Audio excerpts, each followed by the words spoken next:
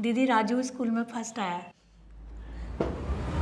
तो क्या हो गया, सरकारी स्कूल में तो कोई भी आ जाए।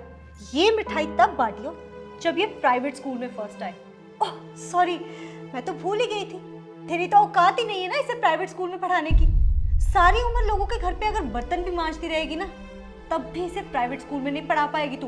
दीदी क्या फ़र्क पड़ता है स्कूल प्राइवेट है या सरकारी, शिक्षा तो दोनों में ही मिलती है ना। जितना फर्क तेरी और मेरी हैसियत में है ना, उतना ही फर्क सरकारी और प्राइवेट स्कूल में है।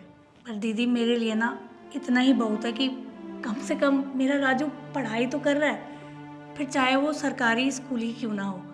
मुझे तो इसी बात पे गर्व है कि ये वहाँ पढ़कर भी अव्वल आया है। वहां का अव्वल आना ना कहीं काम नहीं आता। कभी सुना है कोई सरकारी स्कूल में से पढ़ के डॉक्टर या इंजीनियर लगाओ? उसके लिए ना प्राइवेट स्कूल में पढ़ना पड़ता है, और तभी आगे चल के बड़े बड़े कॉलेजेस में एडमिशन मिलता है। क्या हुआ सीमा, आज किस खुशी में मिठाई बांट रही हो? वो भैया राजू अपनी क्लास में फर्स्ट आया है। खुश तो ये ऐसे हो रही है जैसे डॉक्टर ही बन गया हो। अरे वाह, भगवान ने चाहा तो डॉक्टर भी बन जाएगा। ये कैसी बात कर रहे हैं आप? क्यों, क्या गलत कहा मैंने?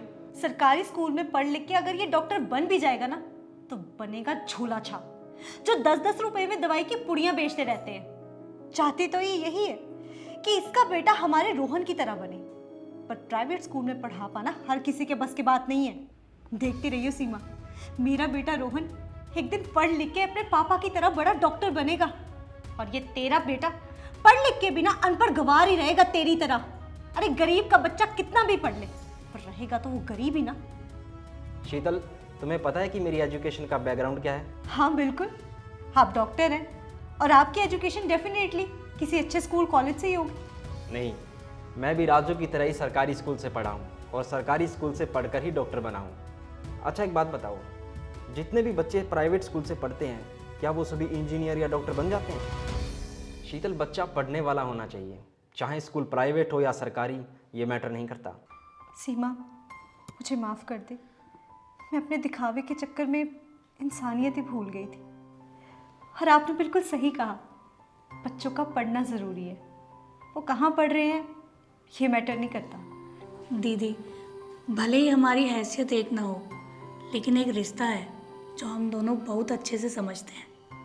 जैसे आप रोहन बाबा के लिए चाहती है ना कि वो उनको अच्छी शिक्षा मिले, अच्छे स्कूल में पढ़े, वैसे ही मैं भी अपने राजू के लिए वही चाहती हूँ। हमें पढ़ाने वाला तो दीदी कोई भी नहीं था, लेकिन मैं इतनी मेहनत सिर्फ इसी के लिए कर रही हूँ ताकि ये अच्छे स्कूल में पढ़े और इसे अच्छी शिक्षा मिले। सीमा, तुझे इसकी पढ़ाई के लिए कोई भी ज़रूरत हो